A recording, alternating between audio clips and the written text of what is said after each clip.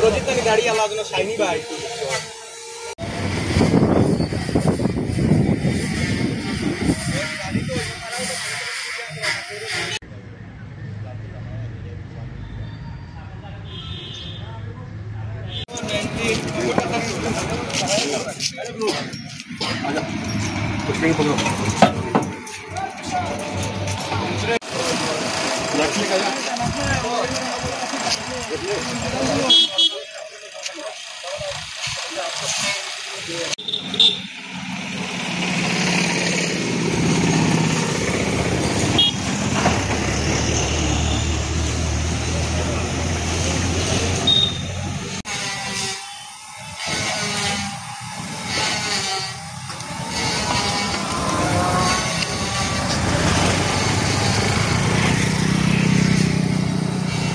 পাতিকা।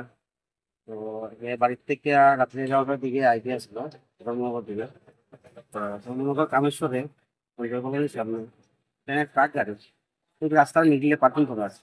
তো রাত্রেবেলা থাকার কারণে হয়তো পার্কিং তো এখানে থাকার কোনো কথা নাই, লক্ষ্য করছে নাই গাড়িটার মধ্যে মেডিকেল ডাক্তার আইছে। ডাক্তার হওয়ার পরে তো ধর্মনগর ফায়ার সার্ভিস তারা উদ্ধার করছে, আনিয়ে যাওয়ার পরে মারা গেছে।